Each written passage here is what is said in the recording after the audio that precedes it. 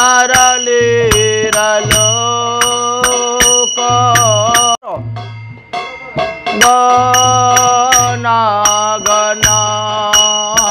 गनागनातम् प्राप्तश्च गुणार्णवश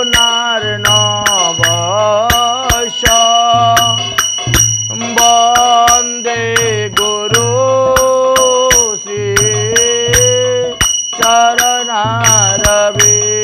चरणारविन्दम् जयस्य प्रसादात्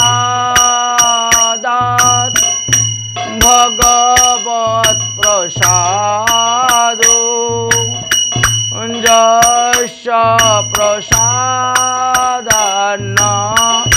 गते कतोऽपि ध्येयं शुभं तस्य यशस्विषन्दं वन्दे गुरु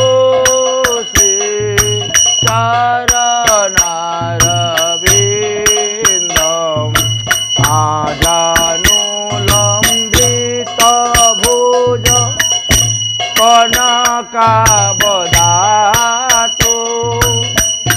संकीर्तनैकपितरो कमलायताक्षो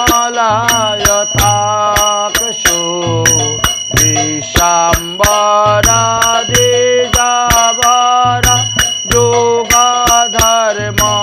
योगधर्मपालो वन्दे जगत्प्रियकरो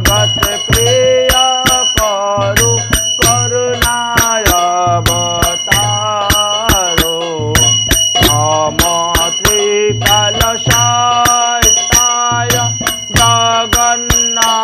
जगन्नाथसुताय च सवितराय सपुत्राय सकलत्राय ते नमः कस्तूरितिलकं ललाटपटले वक्षस्थलेन कौस्तुभं नासागरे वरमुखीतिकं करतले वेणुकरे कङ्कणं सर्वाङ्गे हरिचन्दनं सुललितं कण्ठे च मुक्तावली गोपश्री परिवेष्टितं विजयते गोपालचूडामणि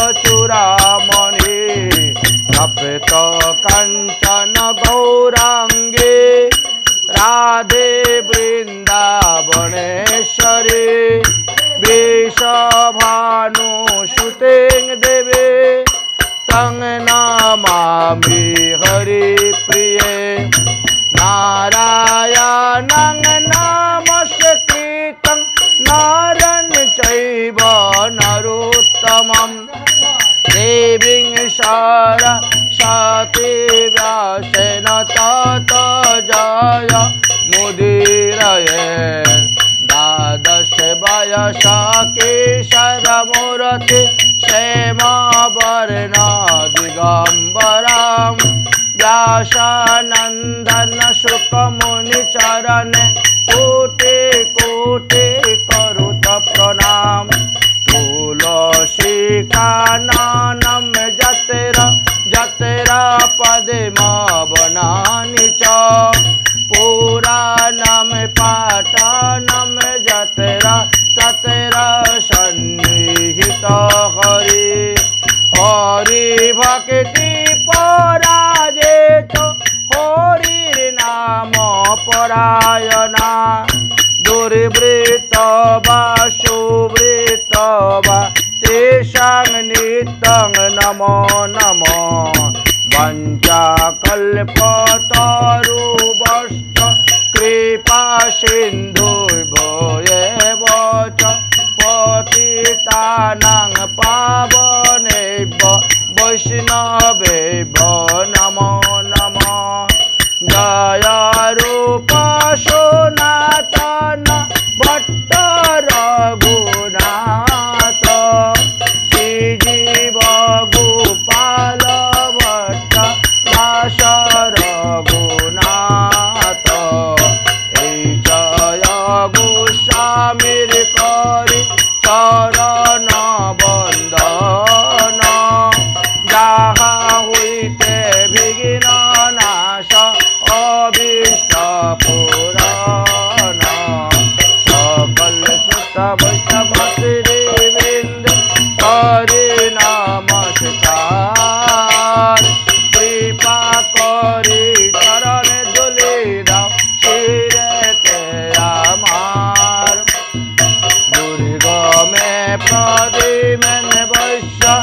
চলতে পদে ন গতির্মোহ চক্রে পাজস্তি দানে ন সন্তু সন্তু অবলম্বন চক্রে পাজস্তি দানে ন সন্তু সন্তু অবলম্বন।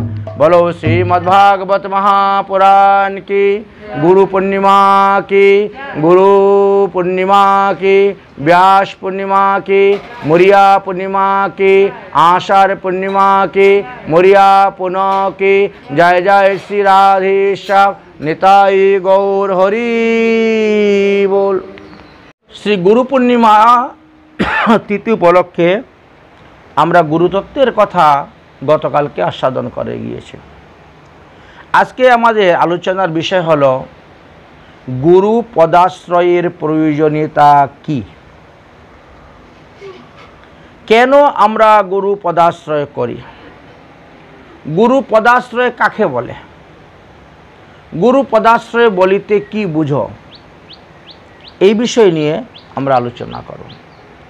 শ্রীমৎ রূপ গোস্বামী পাদ তিনি ভক্তির ৬৪টা ভজনের অঙ্গ বর্ণন করতে গিয়ে প্রথমেই তিনি ৩টি অঙ্গের কথা বললেন। গুরু পদাশ্রয় তস্মাৎ কৃষ্ণ দীক্ষাদি শিক্ষণম বিব্রবসন্তি গুরু সেবা। এই তিনটা তিনি প্রথমে বলছেন। ১ নম্বরে বললেন যে গুরু পদাশ্রয় করতে হবে, ২ নম্বরে বললেন যে কৃষ্ণ মন্ত্রে দীক্ষা গ্রহণ করতে হবে, করে ভগবত ধর্ম শিক্ষা করতে হবে, আর ৩ নম্বরে করলেন যে বিশ্বাসের সহিত, শ্রদ্ধার সহিত, ভক্তির সহিত, প্রেমের সহিত শ্রী গুরুর সেবা করতে হবে। এই ৩টি কথা বললেন। এখন গুরু পদাশ্রয়, দীক্ষা আর গুরু সেবা, এই ৩টির কথাই চৈতন্য চরিতামৃত গ্রন্থেও বর্ণন করে গেলেন। ৬৪ প্রকার ভজনের মধ্যে এই ৩টাকে প্রথম দিয়েছেন। প্রথমে দিয়েছে গুরু পদাশ্রয় করতে হবে, দ্বিতীয় কৃষ্ণমন্ত্রে দীক্ষা গ্রহণ করতে হবে, আর তৃতীয় গুরু সেবা করতে হইবে।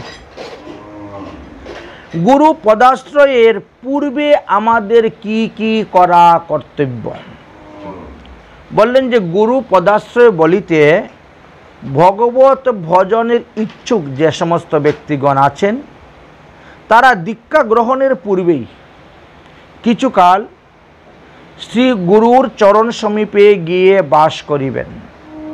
তাহার অনুগত হয়ে অপকটভাবে তাহার সেবা শুশ্রূষা, মানে কপটতা নাই, নিষ্কপটভাবে তার সেবা শুশ্রূষা করিবেন।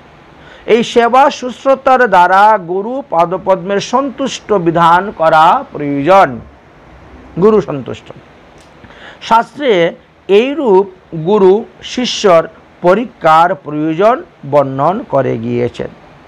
এতে শিষ্য বুঝতে পারল উনি কী ধরনের লোক, বা গুরুও বুঝতে পারলেন উনি কী ধরনের লোক, একে দীক্ষা দিলে ঠিক থাকবে কি না, শেষে যদি ছাড়াছাড়ি হয়।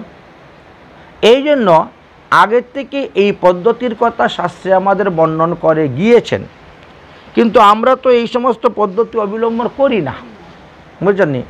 একজনে বলল, গেলাম দীক্ষা নিয়ে নিলাম, তারপরে দেখা যায় নানা রকমের অশান্তিও হয়, বিভিন্ন জায়গায় ছাড়াছাড়িও হয়, এক গুরু ত্যাগ করে আরেক গুরু ধরা হয়। আচ্ছা, কেউ বা সাধন ভজনের অগ্রসর হওয়ার জন্য ধরে, কেউ বা অন্য কারণেও ধরে থাকেন, সে যাই হোক। তাহলে গুরু পদাশ্রয় এটাকেই বলা হয়েছে। আগে গিয়ে তুমি কিছুদিন নিঃস্বার্থভাবে তার সেবা করো, তার পূজা করো, তার সঙ্গে করো এবং তার স্বভাব চরিত্র সম্পর্কে তুমি অবগত হও। এতে গুরু শিষ্য উভয়ের পরস্পরের স্বভাব, পরস্পরের যোগ্যতা বুঝতে পারেন। তা না হলে ভবিষ্যতে উভয়ের ভজনের বিঘ্ন জন্মিতেই দেখা যায়। অধিকাংশ ক্ষেত্রেই এরকমভাবে জন্মিতেছে। এই গুরু পদাশ্রয় বলার তাৎপর্য হলো এখানেই, অর্থাৎ গুরু শাস্ত্রীয় লক্ষণযুক্ত আছেন কি না এটা তুমি কিছুদিন বাস করলে দেখতে পারবে। গুরু শাস্ত্রীয় লক্ষণযুক্ত না হলে, শিষ্য এবং গুরুর যোগ্যতা সম্পূর্ণ না হলে গুরুর ভজন বিঘ্ন অবশ্যম্ভাবী হয়ে যায়। কেবল তাই নয়, এর একটি মূল্যবান ফলও আছে। দীক্ষা লাভের আকাঙ্ক্ষায় উৎকণ্ঠাশীল সাধক কিছুদিন গুরু সমীপে বাস করে গুরু সেবা করতে তার শাস্ত্রে অনুমোদন দিয়ে গেছেন। এতে কি হয়, দীক্ষা গ্রহণ এবং ভজনের যোগ্যতা লাভ করা যায়। কিছুদিন গুরুর সঙ্গে করলে পরে, বাস করলে পরে সে তখন বুঝবে, হ্যাঁ এই পদ্ধতিতে উনি ভজন করেন, সাধন করেন, আমাকেও সেই পদ্ধতি অনুসারে অবলম্বন করতে হবে। যদি না বাবা ওটা তো আমার দ্বারা হবে না, আমি তো ওটা পারবো না। কিছু কিছু শিষ্য এরকম আছে, যেমন আসছে দীক্ষা গ্রহণ করতে, মানে তোমাকে তো একাদশী ব্রত করতে হবে, ওরে বাবা তা তো পারবো না, হবে না, আগের থেকে কেটে পড়ে যায়। আবার কেউ করব বলে কিছুদিন করে আবার ছেড়েও দেয়, এরকমও আমরা দেখতে পাচ্ছি। যাই হোক, তাহলে অপরপক্ষের তাদৃশ্য মহাভাগবত ভক্তের নিকটে নিষ্কপটভাবে সেবা গুরুতত্ত্বর করুণা হয়ে ওঠে। যদি আপনি অযোগ্য পাত্র হন, গুরু সেবা করতে করতে গুরু কৃপায় আপনি যোগ্য পাত্র হয়ে যাবেন। যেটা আপনার দ্বারা সম্ভব নয় বলছে, সেটা আপনার সম্ভব হয়ে যাবে। গুরু কৃপা এমনই একটি বস্তু। এই জন্য বললেন, সেবায় সন্তুষ্ট তো কী হয়, সেবায় সন্তুষ্ট হয়ে তিনি করুণায় বিগলিত চিত্ত হয়ে গুরুদেব তখন তাকে অযোগ্য পাত্রকে যোগ্য করে দেন, অপবিত্র ব্যক্তিকে পবিত্র করে দেন। অপাত্রকে পাত্র বানানোই তো গুরুদেবের কাজ, সাধুগুরু বৈষ্ণবের কাজ। কিন্তু বানাবেন কখন, যখন তুমি তার কাছে যাবে, তার নিষ্কপটে তার সেবা পূজা করবে, তখনই না তিনি কৃপা করে এইভাবে বানাবেন। তাই বললেন, শ্রী গুরু পাদপদ্ম হতে দীক্ষা মন্ত্র লাভ সাধকের পুরুষার্থের বিষয়। যেমন লোকনাথ গোস্বামীপাদ একেবারে প্রতিজ্ঞাবদ্ধ, আমি কাউকে মন্ত্র দিব না, কাউকে শিষ্য করব না। নরোত্তম দাস ঠাকুর মহাশয় এমনই সেবা করলেন, সেবাতে সন্তুষ্ট হয়ে তারপরে দীক্ষা দিতে বাধ্য। সেবা কি চিন্তা করছেন, স্বহস্তে মলমূত্র পরিষ্কার জায়গা, ঝাড়ু দিয়ে পুছে পরিষ্কার করে রাখা, সেই ঝাড়ু আবার বক্ষে নিয়ে কান্দে, কবে কৃপা করবেন। যাই হোক, এইভাবে শ্রীধাম নবদ্বীপেও সারঙ্গ মুরারির শ্রীপাঠ আছে। সারঙ্গদেব প্রতিজ্ঞা করছেন, আমি কখনো কাউকে দীক্ষা দিব না, বুঝলেন।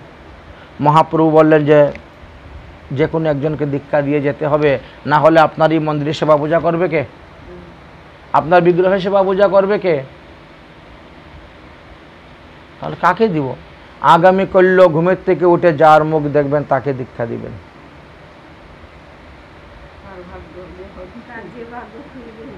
হ্যাঁ, এখন তিনি চিন্তা করছে ঘুমের থেকে উঠে কার মুখ দেখবো আর কাকেই বা আমি দীক্ষা দিব।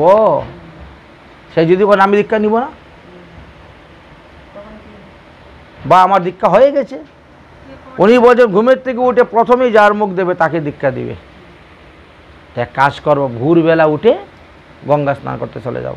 ভোরবেলা সবাই ঘুমিয়ে থাকে, আমি কে গঙ্গা স্নান করে চলে আসলাম। ঘুমের থেকে উঠেছি, গঙ্গা স্নানে গিয়েছি, কারো মুখ দর্শন করি নাই। এবার আমি ঘরে বসে পূজা করব, যেই মহাপ্রভু আসবেন আর ঢুকে বল তোমাকেই আগে দেখেছি, আসো তোমাকেই দীক্ষা দিব। মহাপ্রভুকে, মহাপ্রভুর তখন তো দীক্ষা হয় নাই, মহাপ্রভু তখন বিদ্যা শিক্ষায় রত আছেন, বুঝেছেন। যাই, গঙ্গা স্নান করতে গিয়েছে ভোরবেলা, গঙ্গা জলে ডুব দিয়েছেন, এসে একটা গাছে গুতু মেরেছে। সে দেখেন একটা কলা গাছের ভেলা, কলা গাছের ভেলার মধ্যে একটা মরা, একটা মৃত বালক, 13-14 বছরের একটা বালক মৃত,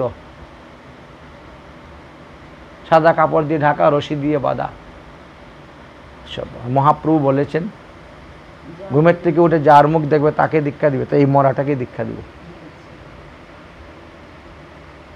বান খুললেন, মুখের থেকে কাপড় সরালেন, সরাইয়া বাস দাদুর সঙ্গে তিলক করে গলায় তুলসীর মালা দিয়ে কানের মধ্যে দীক্ষা দিয়ে দিয়েছেন। দীক্ষা দিয়ে উঠে চলে যাবে, বাবা আমাকে সঙ্গে করে নিয়ে যাও।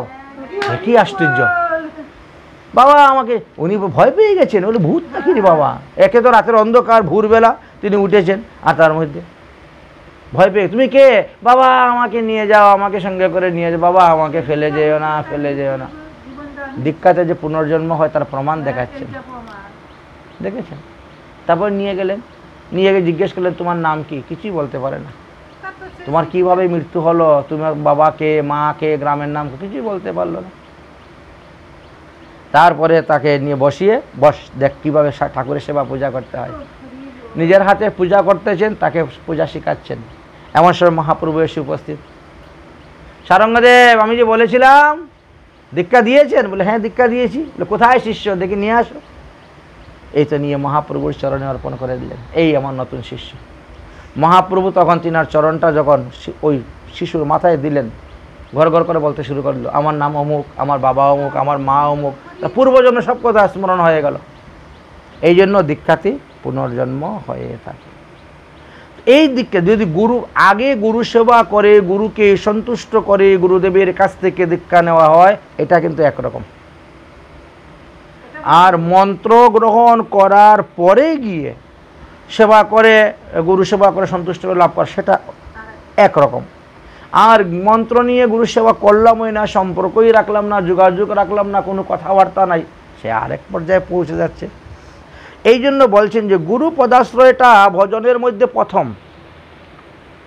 এছাড়া ভজনের কোনো সূত্রপাত হয় না, পাওয়া যায় না। হ্যাঁ, এতে সাধক সর্বদা ভজন অমৃত রস আস্বাদনের বন্যা ধন্য হতে পারে। তুমি আগের থেকে সেবা করলে আগে জেনে নিলে ওনার স্বভাবটা কীরকম, তোমার স্বভাব কীরকম, খাপখাপি কি না, তোমরা পারবে কি না, সেই সব মন্ত্র ইত্যাদির কথা। এই ক্ষেত্রে এই কথাও জ্ঞাতব্য যে অসাধারণ শক্তিসম্পন্ন যে সমস্ত সাধুগুরু বৈষ্ণবরা আছেন, মহাপুরুষরা আছেন, তারা দর্শন মাত্রই শিষ্যের যোগ্যতা পরীক্ষা করে ফেলেন। তারা যদি কোনো অযোগ্য ব্যক্তি তার কাছে দীক্ষা নিতে আসে, সঙ্গে সঙ্গে তারা নিজের কৃপা বলে সে অযুক্ত ব্যক্তিকে যোগ্য করে নেন, যোগ্য করে তারপরে তাকে মন্ত্র প্রদান করিয়া থাকেন, তৎকালেই তিনি দীক্ষা দান করিয়া থাকেন। যদিও আমাদের পঞ্জিকাতে বা হরিভক্তি বিলাসে দেখবেন এই দিবসে দীক্ষা নিতে নাই, ওই তিথিতে দীক্ষা নিতে নাই, ওই মাসেতে দীক্ষা নিতে নাই, ওই সময়ে দীক্ষা নিতে নাই বলা আছে। কিন্তু শেষে সিদ্ধান্ত কি দিলেন, সদ্গুরুদেব যখনই এসে উপস্থিত হবেন সেই মাত্র আপনি দীক্ষা নিয়ে নেবেন। কোনো দেশ, কাল, নিয়ম, তিথি, নক্ষত্র, বার, মাস কিচ্ছু দেখবেন না। এই কথা সে সিদ্ধান্তে বর্ণন করে গিয়েছেন। কারণ যিনি ভজনানন্দী, ভজন শক্তি সম্পূর্ণ, তিনি ওই সমস্ত অশুভকে দূর করে দিতে পারেন তেনার ভজন শক্তির দ্বারা। অযোগ্যকে যোগ্যতা দান করে তিনি তৎক্ষণাৎই দীক্ষা প্রদান করিতে পারেন। তাদের জন্য এইরূপ কোনো নিয়মের অপেক্ষা থাকবে না। এই কথা কিন্তু সর্বসাধারণের জানার প্রয়োজন আছে। আমরা সর্বসাধারণরা এই সমস্ত কথা জানি না, আর জানি না বলেই আমরা এই না না না অমুক দিন দীক্ষা নেওয়া যাবে না, অমুক দিন দীক্ষা নেওয়া যাবে না, পঞ্জিকাতে অমুক দিন দীক্ষা বলেছে, ওই দিনই দীক্ষা নিব, অন্য দিন দীক্ষা নেওয়া হবে না। বুঝলেন? এই সমস্ত যারা বিচার করতে যায়, এরা দেবে দীক্ষার পরেও যেমন তেমনই থাকে, এদের আর পরিবর্তন হয় না, এদের গুরু বাক্যের প্রতি বিশ্বাস নাই, পরিবর্তন হয় না। এখন আমাদের প্রশ্ন হলো, এই যে আমরা যে বলি দীক্ষা দীক্ষা দীক্ষা, তোমার কি দীক্ষা হয়েছে, তোমার কি দীক্ষা হয়েছে, এখন দীক্ষা কাকে বলে? দীক্ষা কাকে বলে? এই প্রশ্নের উত্তরটা শ্রীমৎ জীব গোস্বামী পাদ তিনার ভক্তি সন্দর্ভ নামক গ্রন্থেতে উল্লেখ করে গিয়েছেন। দীক্ষা কাকে বলে?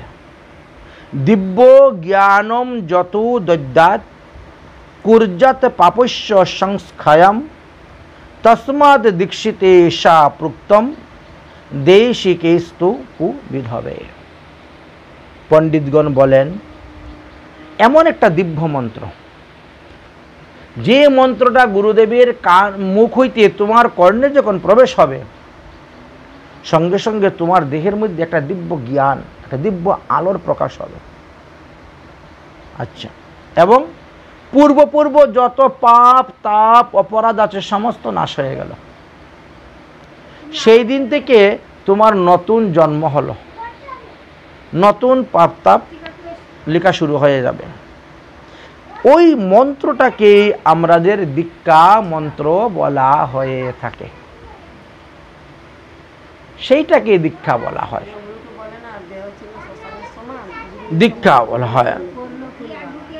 অর্থাৎ দিব্যজ্ঞান দান করে এবং পাপের ক্ষয় করে তত্ত্ববেত্তা আচার্যগণ কর্তৃক এই যে মন্ত্র গ্রহণ করা হয় তাহাই দীক্ষা নামে অভিহিত।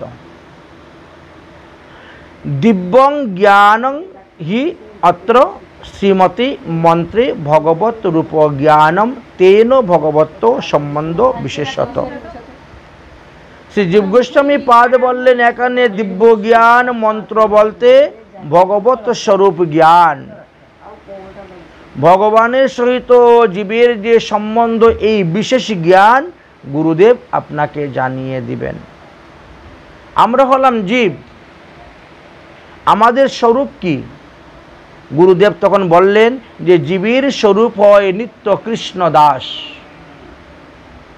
কিন্তু তাহা ভুলিয়া হল জীব পরমায়ার পাশ। কৃষ্ণের তটস্থ শক্তি ভেদাবদ প্রকাশ। আমরা তো জীব, আমরা ভগবান শ্রীকৃষ্ণের শক্তি থেকেই এসেছি, চিৎ শক্তি থেকে এসেছি, কিন্তু আসলেও আমরা কখনো ভগবান হতে পারব না। দুধ যদি একবার দই হয়ে যায়, সেটা কি আর দুধ হইতে পারে? এই জন্য জীব ভগবান শ্রীকৃষ্ণের নিত্য দাস হলেও অনাদিকাল থেকে ভগবত বিমুখতার হেতু, ভগবানকে ভুলে বসে আছি হেতু, অবিদ্যা মায়া কর্তৃক আমরা মোহিত হয়ে আছি। এই জন্য মায়িক দেহ নিয়ে আমরা 5টি জ্ঞানেন্দ্রিয়, 5টি কর্মেন্দ্রিয় আর একটা মন প্রবৃত্তির বিষয় ভোগ করে যাচ্ছি। আর ওই সমস্ত বিষয়কে ভোগ করতে গিয়ে আমাদের কিছু নতুন নতুন প্রারব্ধ কর্ম উৎপন্ন হচ্ছে। সেই সমস্ত প্রারব্ধ কর্ম ভোগ করতে গিয়ে আরও কিছু প্রারব্ধ কর্ম উৎপন্ন হচ্ছে। এই করতে করতে জীবকে 84 লক্ষ যোনিতে ভ্রমণ করতে হচ্ছে। এই 84 লক্ষ যোনিতে ভ্রমণ করার পরে ভগবানের কৃপায় জীব পুনরায় আবার মনুষ্য দেহ পায়। তখন যদি সে সদ্গুরুর চরণাশ্রয় করতে পারে, সৎ সম্প্রদায়ের অন্তর্ভুক্ত দীক্ষা গ্রহণ করতে পারে, তখন যদি তার স্বরূপ জ্ঞাত হয়, তখন তিনি নিত্যসিদ্ধ ভগবানের ভজন করবেন। ভগবানের সঙ্গে তো আমাদের নিত্য সম্পর্ক আছে, কিন্তু সেটা ভুলে গিয়ে আমরা মনে করি স্ত্রী, পুত্র, কন্যা, সম্পদ, এরাদের সঙ্গে আমাদের নিত্য সম্পর্ক। আমরা এইভাবেই মনে করে আমরা এদের সঙ্গেই যেভাবে গাঢ় ভালোবাসায় থাকি বন্দী হয়ে, সেইভাবে ভগবানের সঙ্গে বন্দী হই না। যদি ভগবানের সঙ্গে এইভাবে গাঢ় ভালোবাসা করতে পারে কোনো জীব, তাহলে সে মুক্ত হয়ে যাবে। আর স্ত্রী পুত্রের সঙ্গে যদি করে, তাহলে সে বন্ধনের কারণ হবে। তাই বলছেন, কৃষ্ণ নিত্য দাস জীব তাহা ভুলি গেল, সেই দোষে মায়া তারে গলায় বান্ধিল। আমরা ভগবানের দাস এটা ভুলে গিয়ে আমরা সংসারের দাস হয়ে যাই, আত্মীয় স্বজন, ইষ্টি কুটুম্ব, স্ত্রী পুত্রের দাস হয়ে যায়। যার ফলে এই মায়া আমাদেরকে বন্ধন করে করে মায়ার কবলে কবলিত করে রেখে দেয়। কখনো স্বর্গে উঠায়, কখনো নরকে ডুবায়। দণ্ডকার গণকে যেমন রাজা নদীতে চুবায়, সেইভাবেই আমাদেরকে করছে। তাহলে দীক্ষা কাকে বলে এখন আমরা স্পষ্ট বুঝতে পারলাম। সেই মন্ত্রটাকে বলা হবে। এই রূপে জীবকুলির স্বরূপ চিতানন্দ সত্য হলেও মায়ার বন্ধনে পড়ে নানা দুঃখময় মধ্যে তারা গমনাগমন করে, নানা প্রকার সংসার যন্ত্রণা ভোগ করে বেড়ায়। যদি ভ্রমিতে ভ্রমিতে কোনো ভাগ্যবান জীব গুরু কৃষ্ণ প্রসাদে পায় ভক্তিলতার বীজ, ভ্রমণ করতে করতে যদি কেউ পেয়ে যায়, তাহলে গুরু কৃপাপূর্বক তদ্বারা তার মায়ার বন্ধনটা শৈথিল্য হয়ে যাবে। হৃদয়ের মধ্যে প্রেমের উদয় হইবে, চিত্তবৃত্তিতে ভক্তি সঞ্চয় হইবে এবং হরির সঙ্গে জীবের নিত্য সম্বন্ধ তিনি লাভ করতে পারবেন। আর তখনই গিয়ে তিনি সদ্গুরুর কাছ থেকে দীক্ষা গ্রহণ করিয়া থাকেন। এর আগে মানুষে বুঝতেই পারে না দীক্ষা কাকে বলা হয়, কি প্রয়োজন। আবার মন্ত্রটা কি, এই যে দীক্ষা মন্ত্রটা, মন্ত্রটাই সাক্ষাৎ ভগবান, বুঝেছেন? মন্ত্র সাক্ষাৎ ভগবানের স্বরূপ। শ্রীহরির করুণার ঘনভূত বিগ্রহ হলেন এই সাধুগুরু বৈষ্ণব। আর এদের কৃপায় যে মন্ত্রটা আপনি পেলেন, সেই মন্ত্রটাই ভগবানের স্বরূপ। ভগবান শিষ্যের অন্তরে মন্ত্ররূপী প্রবিষ্ট হচ্ছেন, ঢুকতেছেন। শিষ্যের দেহের মধ্যে প্রবেশ করে, মনে মধ্যে প্রবেশ করলেন, প্রাণের মধ্যে প্রবেশ করলেন, তখনই তার ভগবত সেবার উপযুক্তি চিন্ময় দেহ লাভ হয়ে গেল। ভগবান তার হৃদয়ের মধ্যে প্রবেশ হয়ে গেলেন।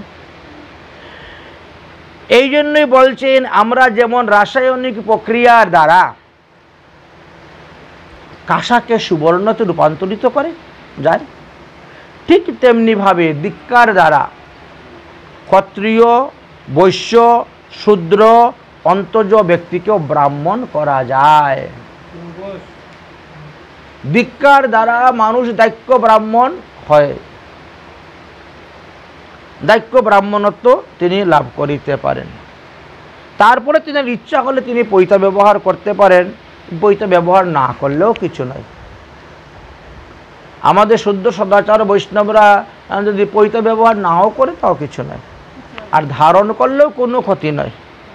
ধারণ করলে তার একটা মর্যাদা আছে, সেটা তোমাকে রক্ষা করে চলতে হবে, বুঝেছেন? আর যদি নাও ধারণ করেন এতেও কোনো ক্ষতি নয়, আপনি দাক্য ব্রাহ্মণ আছেন, ব্রাহ্মণ তো ব্রাহ্মণই আছে। অতএব মন্ত্র হলো সাক্ষাৎ ভগবানের স্বরূপ। এই যে আমরা পঞ্চতত্ত্বের 5টা বীজ মন্ত্র, পঞ্চতত্ত্বের 5টা গায়ত্রী মন্ত্র, গুরু বীজ গুরু গায়ত্রী, গুরুদেবী বীজ গুরুদেবীর গায়ত্রী, শ্রীকৃষ্ণের বীজ শ্রীকৃষ্ণের গায়ত্রী, রাধার বীজ রাধার গায়ত্রী, ললিতা সখীর বীজ ললিতা সখীর গায়ত্রী, অনঙ্গ মঞ্জুরি বীজ অনঙ্গ মঞ্জুরি, রূপ মঞ্জুরির বীজ রূপ মঞ্জুরির গায়ত্রী। এই প্রতিটি মন্ত্র স্বরূপে তারা আপনার অবস্থান করতেছেন। যখনই ওই মন্ত্রগুলো আপনি জপ করলেন, তখনই তাদেরই সেবা হয়ে গেল, তাদের পূজা হয়ে গেল, তাদের ভজন হয়ে গেল। হয়তো আপনি ফুল তুলসীকে দিতে পারছেন না, কিন্তু মন্ত্রটা তো জপ করতে পারছেন, এতেও আপনার মানসিক সেবা পূজা করা হয়ে গেল। এই জন্য প্রতিদিন 3 বারের কথা বলে গেছেন। যদি না পারো একবার তো কমসে কম করো, হ্যাঁ একবার তো কমসে কম করো। তাহলে দেখা গেল মন্ত্ররূপে ভগবান শিষ্যের অন্তরে প্রবিষ্ট হইয়া থাকেন। দীক্ষাকালে ভক্ত করবে আত্মসমর্পণ। যখন দীক্ষা গ্রহণ করা হলেন, তখন আপনি কি করলেন? আপনি গুরুদেবের চরণে আত্মসমর্পণ করলেন। আর গুরুদেব কি করলেন? আপনার দেহটাকে ভগবানের চরণে সমর্পণ করে দিলেন। ভগবানের চরণে সমর্পণ করেন, হে ভগবান, আজকে থেকে এই তোমার, বুঝেছেন? আমরা এরকম দেখতে পেয়েছি, যেমন সনাতন গোস্বামীপাদ। সনাতন গোস্বামীপাদ ভগবানের চরণে, মহাপ্রভুর চরণে আত্মসমর্পণ করে দিলেন। তারপরে দৈবক্রমে তিনার শরীরের মধ্যে ফুট পাসরা ব্যাধি হলো। এই ফুট পাসরার যন্ত্রণা সহ্য করতে না পেরে তিনি সংকল্প করলেন যে জগন্নাথের রথযাত্রার সময় জগন্নাথের রথের চাকার নিচে পরে প্রাণ ত্যাগ করে দিব। স্বইচ্ছায় সহ্য করতে পারছিল শরীরের।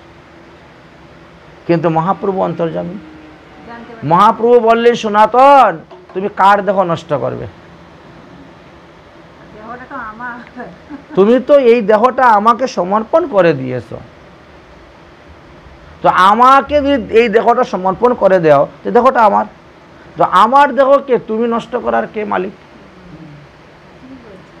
আমার দেহকে তোমার কাছে দিয়েছি, তুমি রক্ষণাবেক্ষণ করে রাখবে, কিন্তু আমার যখন ইচ্ছা আমি এই দেহকে সেইভাবে ব্যবহার করব। তোমারই দেহ দিয়ে আমার অনেক কাজ সাধন করতে হবে, তোমারই দেহ নষ্ট করলে হবে? এটা তো আমার দেহ, তোমার কাছে দিয়েছি, তুমি তাকে যত্ন করে রাখো, ভালো করে রাখো। তোমাকে বৃন্দাবনে যেতে হবে, লুপ্ত তীর্থ উদ্ধার করতে হবে, বৈষ্ণব স্মৃতিশাস্ত্র গ্রন্থ রচনা করতে হবে। যদিও এইগুলো আমার করার কথা ছিল, কিন্তু আমি তো মাতৃ আদেশে বন্দী হয়ে পড়ে আছি নীলাচলে। আমি অন্য কোথায় যেতে পারছি, মার আদেশ তুমি নীলাচলে থাকো, তাহলে ওই সমস্ত কাজ আমি করবো কেমন করে? এই জন্য তোমার দেহ দিয়ে আমি ওই কাজগুলা করাবো। দেখেছ? এই জন্যই বললেন যে দীক্ষাকালে ভক্ত করে আত্মসমর্পণ, সেই কালে কৃষ্ণ তারে করেন আত্মসম। ভগবান শ্রীকৃষ্ণচন্দ্র তখন তাকে আত্মসম করে নিলেন। এই জন্য সাধুদের হৃদয়ে ভগবান বাস করেন, আর ভগবানের হৃদয়ে সাধুরা বাস করেন। আত্মসম করে নিলেন, সেই দেহ করে তার চিতানন্দময়। যখনই তিনি দীক্ষা গ্রহণ করলা হয়ে গেল, সাধন ভজন শুরু করে দিলেন, এইবার আস্তে আস্তে আস্তে আস্তে তার দেহটা চিতানন্দময় হয়ে যাবে, মানে সচিত আনন্দময় হয়ে যাবে। সর্বদাই তার মন আনন্দের মধ্যে ভাসে থাকবে, তার কোনো দুঃখ নেই, তার কোনো কষ্ট নেই, আনন্দের মধ্যে চিতানন্দময়। অপ্রাকৃত দেহ তারই চরণ ভজন। এই প্রকৃত দেহটা ভজন করতে করতে করতে করতে অপ্রাকৃত হয়ে যাবে। যদিও আমাদের এই দেহ মাতা পিতার থেকে এসেছে, পঞ্চভৌতিক দেহ, কৃতীয় অপতেজ মরুদ্ভূম বৈশিষ্ট্য, কিন্তু ভজন শক্তি এমন, এই ভজন শক্তির দ্বারা আমাদের এই দেহটাও একদিন অপ্রাকৃত দেহ হয়ে যাবে। যেমন শ্রীমদ্ ভাগবত মহাপুরাণে আমরা ধ্রুবের চরিত্র কথায় দেখতে পেয়েছি। ধ্রুব ভজন করতে করতে তিনার শরীরটা এমন চিতানন্দ হয়ে গেছিল যে মৃত্যুদূত পর্যন্ত তিনাকে রাখতে পারল না, যমদূত পর্যন্ত তিনাকে রাখতে পারল না। তিনি সশরীরে চলে গেলেন ধ্রুবলোকে। বিমানে ওঠার সময় মৃত্যুর মাথার মধ্যে পা দিয়ে উঠেছেন বিমানে, আর নামার সময় যমের মাথার মধ্যে পা দিয়ে নেমে গিয়েছেন, অথচ তিনাকে কিছুই করতে পারল না। কারণ এই ভজন করতে করতে তিনার দেহটা চিতানন্দময় হয়ে গিয়েছিল। সদ্গুরু, হ্যাঁ, সদ্গুরুর পদাশ্রয়, তিনি তো দেবশ্রী নারদের কাছ থেকে দীক্ষা নিয়েছিলেন। হ্যাঁ, সদ্গুরুর পদাশ্রয় বা দীক্ষা গ্রহণে এতাদৃশ্য মহিমাই জানবেন। আপনিও যদি সেইভাবে ভজন করতে পারেন, আপনার দেহ চিতানন্দময় হবে। যারা মনে করেন যে দীক্ষা গ্রহণের কোনো আবশ্যকতা নেই, এই সমস্ত মন্ত্র তো বইয়ের মধ্যেই পাওয়া যায়, বাজারে কত রকম গ্রন্থ বিক্রি হচ্ছে, সেই সমস্ত গ্রন্থের মধ্যে তো এই সমস্ত মন্ত্র পাওয়া যায়, তো আমি আবার আরেকজনকে গুরুরূপে ধরব কেন, পদাশ্রয় করব কেন? আমি সোজাসুজি মন্ত্র জপ করব সেখান থেকে পরে। বলে এতে লাভ হবে না, এতে লাভ হবে না। আবার কেউ কেউ মনে করেন কি, কলিযুগে তো নামযোগ্য সার, সুতরাং তাহলে আমি হরিনাম সংকীর্তনই করতে থাকি, আমার দীক্ষা নেওয়ার কি প্রয়োজন? বলে তারা নিজেরাই দীক্ষা গ্রহণ না নিয়েই তারা হরিনাম করতে থাকেন। বলছেন ইহাতেও লাভ হইবে না। আধ্যাত্মিক বিষয়ে তারা এতে ক্ষতিগ্রস্ত হচ্ছে, তারা বুঝতে পারছে না। পরমার্থিক বিষয়টা সম্পূর্ণ আলাদা, লাইনটাই আলাদা। হ্যাঁ হ্যাঁ,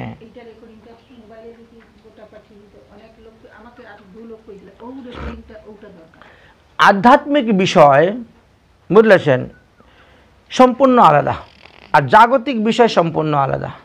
জাগতিক জ্ঞান নিয়ে আধ্যাত্মিক বিষয়ের চিন্তাধারা করে কেউ কুলকিনার পাবে না। এতে কিন্তু তারা নিজেরা ক্ষতিগ্রস্ত হচ্ছে এবং নিজেরাই নিজের আত্মাকে বঞ্চনা করতেছে। যতদিন পর্যন্ত তারা দীক্ষা গ্রহণ করে নাই, যতদিন পর্যন্ত গুরু পদাশ্রয় করে নাই, ততদিন পর্যন্ত তারা জপ তপ তন্ত্র মন্ত্র যা কিছু করবে তার ফল পাবে না। এতে শরীরের শারীরিক পরিশ্রমই সার হবে, শরীরের কষ্টই সার হয়ে থাকে। তা কিছু কিছু লোক অনুমান করতে পারেন, সবাই তো এইসব অনুমান করতে পারে না। এখনও দেখবেন বিভিন্ন নাম দলের মধ্যে বহু লোক কীর্তন করে, অথচ তাদের দীক্ষাই হয় নাই। নাম দলে কীর্তন করে যাচ্ছে দিনটায় 24 ঘন্টা, অর্থের বিনিময়ে, অর্থের বিনিময়ে করে যাচ্ছে। বস্তুত শ্রী গোস্বামী পাদগণের এইরূপে কোনো মত নাই। অধিকৃত অবস্থায় হরিনাম করা, অধিকৃত অবস্থায় কীর্তন করা, অধিকৃত অবস্থায় গীতা পাঠ করা, অধিকৃত অবস্থায় ভাগবত পাঠ করা, এগুলো কোনো গোস্বামীদের মত নেই। তারা বলছেন দীক্ষা নিয়ে করো তবে তোমার লাভ হবে, না হলে তোমার আয়ু কিন্তু ক্ষয় হয়ে যাচ্ছে, প্রতিদিন একদিন একদিন করে জীবন থেকে কমে যাচ্ছে। তুমি তো একটা নির্দিষ্ট আয়ু নিয়ে এসেছো, তুমি তো অমর নয়, এই যে কমে যাচ্ছে। শাস্ত্র এবং মহাজনগণের বর্ণিত অনুসারে আমরা কি পাই, যে দীক্ষা গ্রহণের নিত্যতা এবং মহিমা দেখে তা পূর্ব মহাজন থেকে আমরা এটাই জানতে পারলাম যে আমাদের দীক্ষা গ্রহণের দ্বারা আমরা দুরকম দেহ লাভ করতে পারি, একটা হলো সাধক দেহ আর একটা হলো সিদ্ধ দেহ। সাধক সমাজ পর্যন্ত সকলেই তাদৃশ্য সদাচার লক্ষ্য করিয়া থাকেন এবং সদ্গুরুর চরণ আশ্রিত বিমুখ জনকে কাছে তারা কিছু গ্রহণ করেন না। অধিকৃত ব্যক্তির হাতের জলন্ন গ্রহণ করা হয় না, করলে এতে নিজেদের ভজন ক্ষতি হয়, নিজেদের ভজন বিঘ্ন হয়ে থাকে। তাই সদাচারের দিক দিয়ে যদি লক্ষ্য করা যায় তাহলে দেখা যায় সদ্গুরুর চরণাশ্রিত বিমুখ ব্যক্তিগণ যারা, তাদের মুখ হইতে হরিনাম শ্রবণ করতে নাই, যারা দীক্ষা গ্রহণ করে নাই তাদের মুখ থেকে গীতা ভাগবত পাঠ পর্যন্ত শ্রবণ করতে নাই। শ্রীমদ্ ভাগবত মহাপুরাণের মাহাত্ম্যের 6ষ্ঠ অধ্যায়ে বলছেন, বিষ্ণু দীক্ষা বিহীনানাম নাই অধিকারও কথা শ্রবে। যত পর্যন্ত মানুষ বিষ্ণু মন্ত্রে দীক্ষা গ্রহণ করে নাই তত পর্যন্ত ভাগবত শ্রবণ করারই অধিকার তাদের উৎপন্ন হয় না।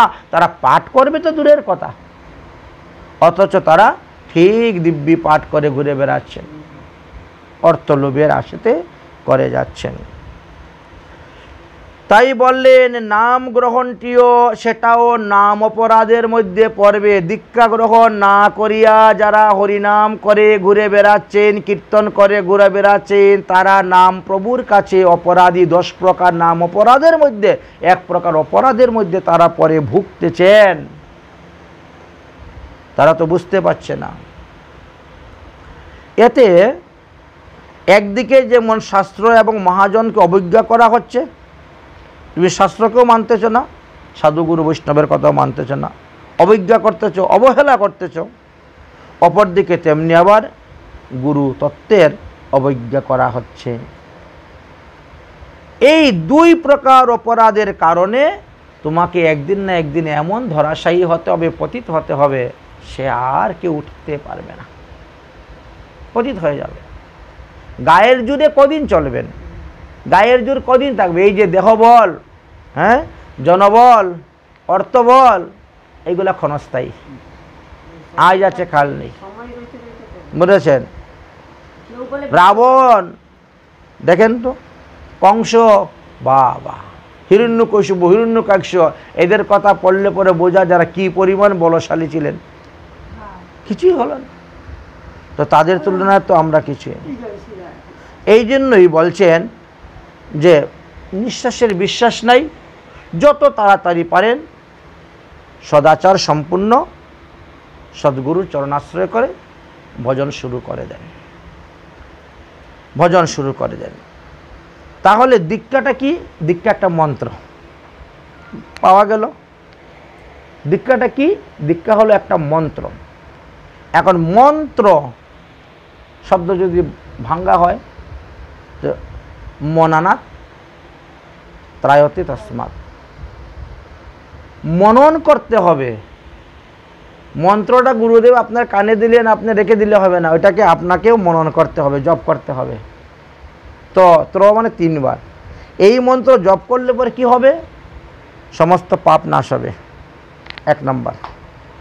2 নম্বরে তোমার দেহ শুদ্ধ হবে, প্রেম উদয় হবে। আর 3 নম্বর, ভগবত প্রাপ্ত হইয়া ভগবত ধামে যেতে পারবে। এর 3টা কাজ। মন্ত্রের মধ্যে 3টা গুণ আছে, এই জন্য মন্ত্র জপ করা হয়। এখন দীক্ষা মন্ত্র তো অনেক প্রকারের আছে, তার মধ্যে কোন মন্ত্র শ্রেষ্ঠ এটাও আমাদের জানতে হবে, বুঝতে হবে, সেটাই আমাদের গ্রহণ করতে হবে। কারণ মনুষ্য জন্ম তো বারবার আসবে না, একবার যখন এসেছে। এবং দীক্ষা সম্বন্ধে শাস্ত্রে যে সমস্ত মন্ত্রের কথা উল্লেখ করেছেন তার মধ্যে কৃষ্ণ মন্ত্র শ্রেষ্ঠ বলা হয়েছে। সর্বশ্রেষ্ঠ হলো কৃষ্ণ মন্ত্র, এটা প্রধান বলা হয়েছে। কেন প্রধান বলা হয়েছে কৃষ্ণ মন্ত্র বলে? ভাগবত যে বলে গেলেন, কৃষ্ণস্তু ভগবান স্বয়ং, কৃষ্ণ স্বয়ং ভগবান। এই জন্য অখিল ভগবত স্বরূপের মূল হলেন কৃষ্ণ। যত অবতার আছে পৃথিবীতে, ভগবান যত অবতার আছে সমস্ত অবতারের মূল হলেন কৃষ্ণ। শ্রীকৃষ্ণর আবার 3 রকমের মন্ত্র আছে। এক হলো বৃন্দাবনের মন্ত্র, এক হলো মথুরার মন্ত্র, আর এক হলেন দ্বারকার মন্ত্র। একই কৃষ্ণের আবার 3 রকমের বীজ আছে, 3 রকমের মন্ত্র আছে, দীক্ষিত হয়ে থাকে বৃন্দাবনে। এই ত্রিবিধ লীলাধামের মধ্যে বৃন্দাবন ধামের গোপলীলাই সর্বোত্তম, সর্বোৎকৃষ্ট। এতে ভগবত বত্তার সার মাধুর্য প্রকাশ পেয়েছে। এই জন্য বলছেন মন্ত্র নিতে হবে বৃন্দাবনের কৃষ্ণ মন্ত্রে। হ্যাঁ, এই জন্যই বৃন্দাবন লীলাকে সমস্ত মন্ত্রের মধ্যে শ্রেষ্ঠ মন্ত্র বলা হয়েছে। আবার চরম উৎকর্ষময় মধুর রসের লীলার সংগঠিত বৃন্দাবন লীলা। বৃন্দাবন লীলাতে রাধাকৃষ্ণের যুগল মন্ত্র যারা নিবে সর্বনিম্ন 10 অক্ষর, 18 অক্ষর তো আছেই, মন্ত্রদের রাজা। অতএব গোপীজন্য বল্লভ মন্ত্রটাই হলো শ্রেষ্ঠ মন্ত্র। গ্রন্থাদিতে এইসব মন্ত্র যদিও লেখা আছে, বাজারে যদিও পাওয়া যায়, কিন্তু বাজার থেকে বই কিনে এনে বসে সেই 18 অক্ষর মন্ত্র 10 অক্ষর মন্ত্র যাই জপ করেন না কেন, ইহাতে কোনো ফল লাভ হইবে না। কেন বলে? ওটাতে পরম্পরা নাই, ওটাতে গুরু শক্তি নাই। যখন শ্রী গুরুদেব সদ্গুরুদেবের চরণাশ্রয় করে তার মুখ থেকে তোমার কানের মধ্যে প্রবেশ করবে, তখন সেই মন্ত্রের শক্তিটা আলাদা। বটগাছ থেকে বটের পাকা ফল মাটিতে পড়ে, বীজ থেকে গাছ হতে উপাদান যাগুলো প্রয়োজন সব বটগাছের নিচে আছে। মাটি আছে, জল আছে, বাতাস আছে, সূর্যের আলো আছে, উর্বরতা শক্তি আছে, কিন্তু তথাপিও বট গাছের নিচে বটের ফল হয় দেখা যায় না, চেরা দেখা যায় না, গাছ দেখা যায় না। যখন কোনো পাখি খায় তখন দেখো ওই আপনার ছাদের উপর দেখবেন হয়ে যাবে, ওই জানালার কার্নিশের উপরে হয়ে যাবে, ওই চালের খড়ের উপরে হয়ে যাবে। যেখানে মাটি নাই, কোনো উর্বরতা শক্তি নাই, বৃষ্টির জল দাঁড়ায় না। হ্যাঁ, ঠিক তেমনিভাবে গুরুদেবের মুখ থেকে যখন আপনার কানের মধ্যে মন্ত্রটা প্রবেশ হবে তখন তার একটা শক্তি আলাদা। হ্যাঁ, বই দেখে পরে পরে হয় না। বর্তমান জগতে কিছু কিছু সম্প্রদায় আছে, তাদের কোনো গুরু পরম্পরা নাই। তারা বই পড়ে মন্ত্র শিখে মন্ত্র দিয়ে গুরুগিরি করে যাচ্ছেন। হাজার হাজার লক্ষ লক্ষ শিষ্য এদের আছেন, কিন্তু তারা এই সমস্ত সৎশাস্ত্র পড়েও না, সৎশাস্ত্র দেখেও না, এইরকম সতের লোক সঙ্গও করে না। যার ফলে তারা এই তত্ত্বটাকে বুঝতে পারছেন না। তারা সদ্গুরুর নিকট থেকে মন্ত্র গ্রহণ করাটাই হলো আমাদের একান্ত কর্তব্য, এবং দেখতে হবে তিনার গুরু পরম্পরা আছে কি না, গুরু পরম্পরা সঠিক কিনা। আজকালকে আবার ওই গুরু পরম্পরা অনেকে নকল বানিয়েও ফেলতেছে। নকল গুরু পরম্পরাও অনেকে বানাচ্ছে। কেউ কেউ আবার দেখেছি আমাদের কিছু সম্প্রদায় আছে, তারা 16 নাম 32 অক্ষর হরে কৃষ্ণ নামকেই তারা দীক্ষা মন্ত্র বলেন। বর্তমান সমাজে এরকমভাবে কিছু নতুন নতুন সম্প্রদায়ের আবির্ভাব হয়েছে। বলেছেন বলে কি না, এখন আমার নাম দীক্ষা হয়েছে, গুরুদেব বলছেন তুমি 5 বছর নিরামিষ খাও, তারপরে গুরুদেব আসবেন, তারপরে আমাকে দীক্ষা দিবেন, এখন আমার নাম দীক্ষা হয়েছে। দীক্ষা মন্ত্রের মধ্যে কিন্তু হরিনাম দীক্ষা মন্ত্র বলে গ্রহণ করা হয় না, ওটা পড়ে না। কিন্তু দীক্ষা দেওয়ার আগে হরিনাম দেওয়ার কথা উল্লেখ করা আছে। আমাদের দীক্ষা নিয়ে যে সমস্ত গ্রন্থ মহাজনগণ রচনা করে গিয়েছেন, কোন দীক্ষা পদ্ধতি গ্রন্থের মধ্যে হরিনামকে দীক্ষা মন্ত্র বলে গ্রহণ করেন নাই। কেন করেন নাই, তার কারণটা কি? বললেন যে দেখো, দীক্ষা মন্ত্র কখনো উচ্চস্বরে কীর্তন হয় না, হরিনামটা উচ্চস্বরে কীর্তন হয়, এই জন্য হরিনামকে দীক্ষা বলা হয় না। দীক্ষা মন্ত্রের আগে আপনার ক্লিং শব্দ থাকবে, দীক্ষা মন্ত্রের শেষে আপনার সোহা মন্ত্র শব্দ থাকবে, দীক্ষা মন্ত্রের মধ্যে চতুর্থান্ত পদ থাকবে, দীক্ষা মন্ত্রের মধ্যে ষড়ঋষ্য থাকবে। এই সমস্ত কোনো কিছুই হরিনামের আগে পিছে মধ্যে নাই। বুঝতে পারলে? আগে পিছে বা মধ্যে কোথাও এইরকমভাবে নাই। এই কারণেই হরিনামকে দীক্ষা মন্ত্র বলে গ্রহণ করা হয় না। তবে তার দেহশুদ্ধ করার জন্য দীক্ষা দেওয়ার আগে তার কানে হরিমন্ত্র দেওয়া হয়, হরিনাম দেওয়া হয়।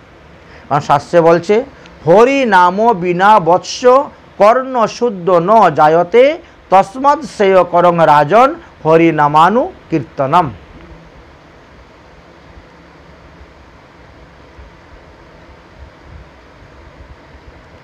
যদি দীক্ষা মন্ত্র আগে কানে না দিয়ে দীক্ষা মন্ত্র দেওয়া হয় তাহলে সেটা সিদ্ধ হবে না, এই জন্য দীক্ষা মন্ত্র আগে দেওয়া হবে। প্রেমদানের বিষয়ে সব মন্ত্রের মধ্যেই তো শক্তি আছে, হরিনামের মধ্যেও সেই শক্তি আছে, এই কথা শাস্ত্রে বলে গিয়েছেন। যেহেতু এটা কলিযুগে মহামন্ত্রের শক্তির কথা বলে গিয়েছেন, কিন্তু মহামন্ত্র প্রেমদান করতে পারবে এই কথা ঠিক আছে, কিন্তু তবুও তাকে দীক্ষা মন্ত্র বলে গ্রহণ করা হবে না। মন্ত্রের মধ্যে 3টি বস্তু না থাকলে তাকে দীক্ষা মন্ত্র বলা যাবে না, পরিষ্কার কথা বলা হয়েছে। এখন যে সমস্ত দীক্ষা মন্ত্র জগতে দিয়ে যাচ্ছেন, দেখবেন অনেকেরই সামনে ক্লিং নাই, শেষে সোহা নাই, চতুর্থ পদ নাই, 6 অক্ষর নিচে তো দীক্ষাই হয় না, কিন্তু কেউ 4 অক্ষর, কেউ 2 অক্ষর নিচ্ছেন দীক্ষা। যাই হোক, দীক্ষা গ্রহণের পূর্বে হরিনাম সংকীর্তনের ব্যবস্থা আছে। সদ্গুরু পদাশ্রয় করে দীক্ষা শিক্ষা উভয়ই গ্রহণ করিতে হইবে, শুধু খালি দীক্ষা নিয়ে বসে থাকলে হবে না। দীক্ষা শিক্ষা উভয়ই গ্রহণ করিতে হইবে এবং একই গুরুদেবের কাছ থেকে আপনি গ্রহণ করতে পারেন। শিক্ষাগুরু যে আলাদা করতে হবে এমন কোনো কথা নয়, একই গুরুদেবের কাছ থেকে আপনি সমস্ত কিছু দীক্ষা শিক্ষা চৈতন্য আদি গ্রহণ করতে পারেন, যদি তিনি সেই রকম সমর্থবান হন, দেওয়ার মতন, তাহলে তার কাছ থেকে গ্রহণ করা যায়। অতএব দীক্ষাগুরু এবং শিক্ষাগুরু কাকে বলে, দীক্ষাগুরু কাকে বলে আর শিক্ষাগুরুই বা কাকে বলে? যিনি মন্ত্র প্রদান করেন তাকে দীক্ষাগুরু বলা হয়, আর যিনি ভজন শিক্ষা দেন তাকে শিক্ষাগুরু বলা হয়। শিক্ষা বলতে কোনো মন্ত্র নাই, এটা ভুল ধারণা মানুষের। আমি শিক্ষা মন্ত্র পেয়েছি বলে না মানুষে, না। একই গুরুদেবের কাছ থেকে দীক্ষা শিক্ষা উভয়ই লাভ করা যাবে। যিনি বীজ প্রদান করলেন, বীজ মন্ত্র গায়ত্রী দিলেন, তিনি হলেন দীক্ষাগুরু। আবার তিনি যখন আপনাকে ভজন শিক্ষা দিবেন তখন তিনি আপনার শিক্ষাগুরু। আর যদি তিনি অপ্রকট হয়ে যান, তিনার সঙ্গ করতে না পারেন, তিনি একবার দীক্ষা দিয়ে চলে গেছেন আর কখনো আসেন নাই, তখন আপনি অন্য কাউকে শিক্ষাগুরু রূপে গ্রহণ করে তার কাছ থেকে ভজন শিক্ষা করবেন। ভজন শিক্ষা মানে কি? কিভাবে মালা জপ করা, কিভাবে মালা ধরা, কিভাবে মালা ছাড়া, কিভাবে ঠাকুরকে জাগানো, কিভাবে হস্তমুখ প্রক্ষালন করানো, কিভাবে ঠাকুর স্নান করানো, কিভাবে শৃঙ্গার করানো, কিভাবে ভোগ নিবেদন করা, কিভাবে আরতি করা, কিভাবে ঠাকুর শয়ন দেওয়া, এই তো শিক্ষা। একে শিক্ষাগুরু বলা হয়েছে। শ্রীমদ্ ভাগবত মহাপুরাণ বললেন যে লব্ধায় অনুগ্রহায় আচার্যতে সন্নদ সিত্তাগমঃ, অর্থাৎ শ্রী গুরুর নিকট থেকেই মন্ত্র দীক্ষা গ্রহণ করে, তেন অর্থাৎ তার নিকট থেকেই মন্ত্রবিধি শাস্ত্রজ্ঞান লাভ করবেন। তিনি যদি সেই রকম যোগ্যবান হন, তার কাছ থেকে দীক্ষা শিক্ষা সব কিছু আপনি লাভ করবেন, সমস্ত শাস্ত্রজ্ঞান, গীতা ভাগবত আদি পুরাণের শাস্ত্রজ্ঞান লাগবে। ইহাতে বোঝা যাচ্ছে যে দীক্ষা দান যার দ্বারা যে কার্য, মন্ত্রবিধি নিয়মের শিক্ষাদান তারই কার্য। যিনি দীক্ষা প্রদান করবেন তিনিই শিক্ষা প্রদান করবেন, এটা তিনার কর্তব্য। শুধু কালে কানের মধ্যে ফু দিয়ে চলে গেলে হবে না, তিনারই কর্তব্য। তুমি দীক্ষা দিয়েছ, এবার তাকে শিক্ষা দাও, তাকে শিক্ষা দাও। হ্যাঁ, তাহাতে বোঝা গিয়েছে দীক্ষাদান যিনি করবেন তিনি শিক্ষাদান, অর্থাৎ দীক্ষাগুরু শিক্ষাগুরু একই জন হবে, পৃথক প্রয়োজন হয় না, বিশেষ কারণে তোমাকে পৃথক করতে হবে। সদ্গুরুদেবের চরণাশ্রয়ী শাস্ত্রের অভিপ্রায়, শাস্ত্রে এই কথাই বারবার বলে গেছেন। সুতরাং যিনি সদ্গুরুদেব হবেন তাহার ভজন শিক্ষা দানে সমর্থ থাকবে। ভজন কীভাবে শিক্ষা দিতে হচ্ছে বলবেন? আচ্ছা, একথা মনে করলে গুরুর গৌরব হানিরূপ অপরাধী লিপ্ত হতে হবে। যদি কেউ মনে করে উনি তো আমাকে দীক্ষা দিয়েছেন, উনি আমার কি শিখাবেন, আমি আরেকজনকে শিক্ষাগুরু ধরে শিখব, তাহলে এই গুরুকে অবজ্ঞা করা হচ্ছে। উনি যতটা জানেন ততটা তো তিনার কাছ থেকে শিখে নাও, ততটাই তিনার কাছ থেকে শিখো। যতটা উনি জানেন ততটা তার কাছ থেকে শিখো। হ্যাঁ, সে যদি মনে করে না উনি তো, আমি আরেকজনকে শিক্ষাগুরু রূপে ধরবো, বলছেন সেখানে অবজ্ঞা হচ্ছে। আগে দেখো তিনার কাছে পাওয়া যায় কি না। তিনি যদি আদেশ করেন যে বাবা আমার সময় নাই তোমার শিখাইবার, আমি এত কিছু জানি না, তুমি অন্য কাউকে শিক্ষাগুরু ধরে শিখে নাও, হ্যাঁ তখন আলাদা। বা অন্য কোনো বৈষ্ণবের সঙ্গ করে শিখো, সাধু সঙ্গ করে শিখো, তাতে কোনো দোষ হবে না। আচ্ছা, হ্যাঁ, তাহাতে বোঝা গেল যে গুরুর আদেশ যদি হয় তাহলে আমরা যেখান থেকে না আবার শিক্ষা লাভ করতে পারবো।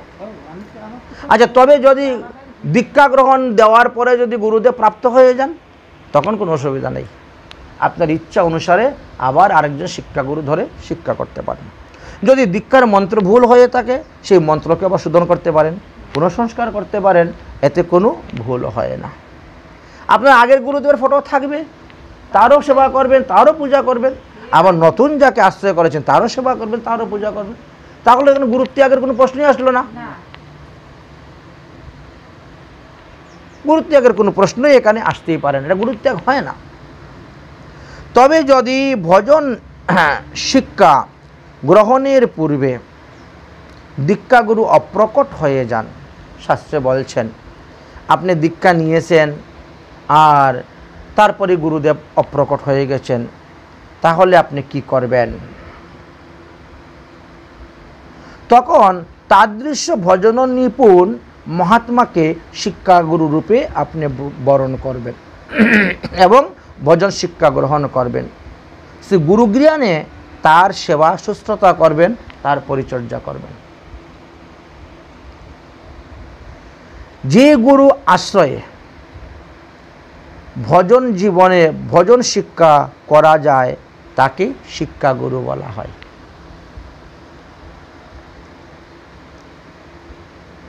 কৃপাময় শ্রীকৃষ্ণ জীবকে ভক্তি প্রদান করার জন্য অন্তর্যামী শিক্ষাগুরু এবং বাহিরে ভক্তশ্রেষ্ঠ আচার্যরূপে আবির্ভূত হয়ে জীবকে আত্মসাৎ করিয়া নেন, এই কথা চৈতন্য চরিতামৃত গ্রন্থেতে বর্ণন করে গিয়েছেন।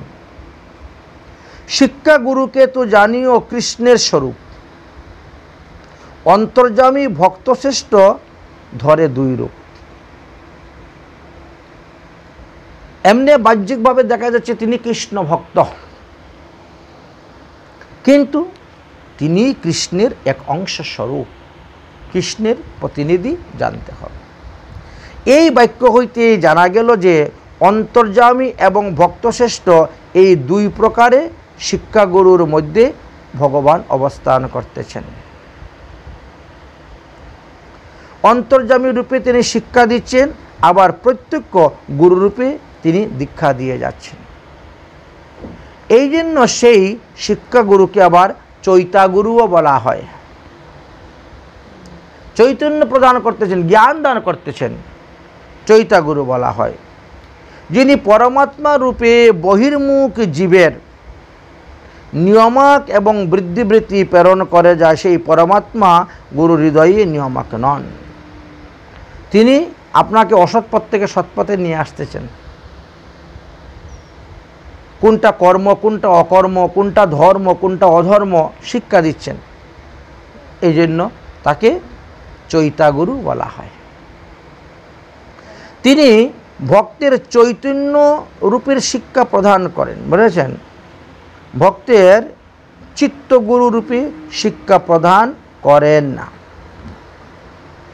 যে ভগবত স্বরূপে, যে ভক্তের হিষ্টদেব রূপে পূজিত হন, সেই ভগবত স্বরূপই সেই ভক্তের অন্তর্যামী শিক্ষাগুরু রূপে চিত্তে আবির্ভূত হয়ে নিজ বিষয়ক ভাব বিষয়ে রতি নীতির প্রেরণার দ্বারা শিক্ষা প্রদান করিয়া থাকেন।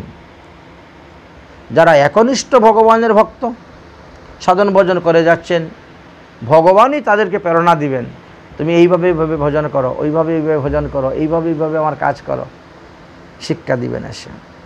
আবার ভক্তশ্রেষ্ঠ রূপে তিনি বাইরে প্রকট হয়েও বলেন, না না এটা করিও না, এটা উচিত না করা, ওইভাবে করো। প্রত্যক্ষভাবে শিষ্যকে ভজন শিক্ষা দিয়ে থাকেন। তিনি হলেন ভগবান শ্রীকৃষ্ণেরই স্বরূপ মূর্তি বলে জানবেন। এই জন্য দীক্ষাগুরু এবং শিক্ষাগুরু উভয়ই আমাদের স্মরণীয়, বরণীয়, পালনীয়, সব শ্রদ্ধার জন্য।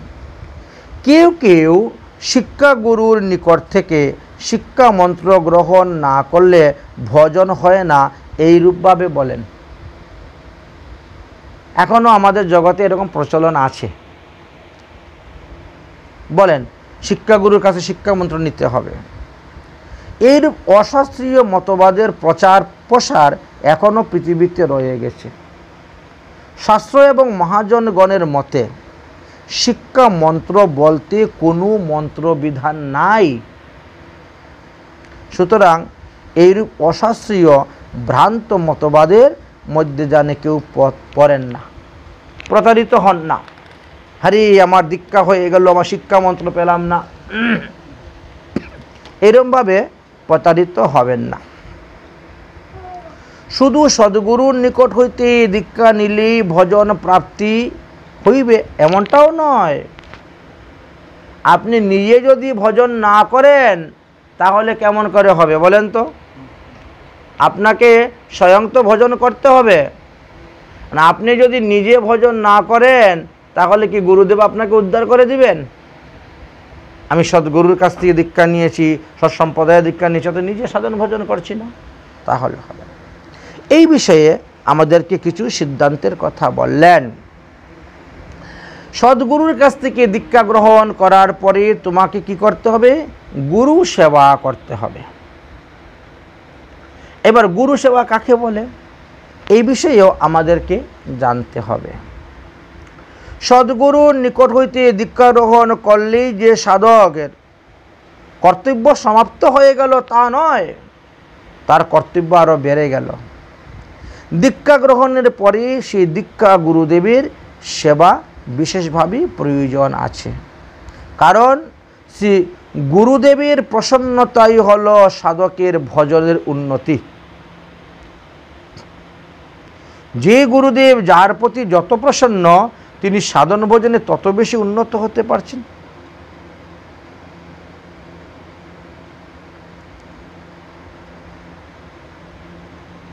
তাই বলছেন যে শ্রী গুরুদেবের প্রসন্নতা সাধনের ভজন, বিরোধী নিখিল অনর্থ নাশ এবং ভগবত প্রসন্নতায় মূল হেতু হয়ে থাকে। এই কথা শ্রী জীব গোস্বামী পাদ তিনার ভক্তি সন্দর্ভ নামক গ্রন্থেতে লিখে গিয়েছেন। তিনি বলছেন যে সাধকের নিজের নানা প্রতিকারের দ্বারা দুস্তর যে অনর্থসমূহ তাহা নষ্ট করতে পারে না। নিজে চেষ্টা করে আমরা আমাদের যে সমস্ত আপদ বিপদ অমঙ্গল অশুভ দূর করতে পারি না, কিন্তু গুরু কৃপা হলে আমাদের পট করে সেগুলো দূর হয়ে যাবে। যাহা আমরা নিজেরা শত চেষ্টা করে পারতেছি না, সেটা অনায়াসেই দূর হয়ে যায়। এই জন্য গুরু কৃপাহি কেবলম শাস্ত্রে বর্ণন করে গিয়েছেন। হরির পরম প্রসন্নতা সিদ্ধির বিষয়ে গুরুর প্রসন্নতা মূল কারণ। ভগবানকে প্রসন্ন করতে গেলে আগে আমাদেরকে শ্রী গুরুদেবকে প্রসন্ন করতে হবে। শ্রী জীব গোস্বামী পাদের এই বাক্যের দ্বারা আমরা এটাই বুঝতে পারলাম যে সাধক যখন ভজন মার্গে প্রবিষ্ট হবেন, প্রবর্তক হবেন, প্রবেশ করবেন সাধক, তখন তার পূর্ব জন্মের অথবা এই জন্মের যত অপরাধ আছে নানা প্রকারের, এই সমস্ত গুরুদেবই তার সমস্ত নষ্ট করতে পারেন।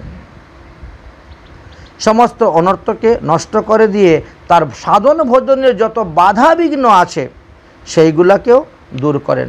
সাধন ভজনে অনেক ব্যাঘাত পেতে হয় আমাদেরকে, সেইগুলা দূর করে। সাধক স্বয়ং নানাবিধ চেষ্টা করে সেই সমস্ত অনর্থের হাত থেকে রেহাই পায় না, অথচ গুরু কৃপা হলে তিনি অনায়াসেই পেয়ে যান। সেই সব অনর্থ নাশের একমাত্র উপায় হলো শ্রী গুরুদেবের প্রসন্নতা। এই জন্য গুরু প্রসন্নতা। এখন গুরুকে প্রসন্ন করলেই কি ভগবত প্রাপ্তি হবে? গুরুকে কিভাবে প্রসন্ন করবেন? শ্রী ভগবানের প্রসন্নতা সিদ্ধির বিষয়ে শ্রী গুরুদেবের প্রসন্নতার একান্ত মূল কারণের কথা যে বললেন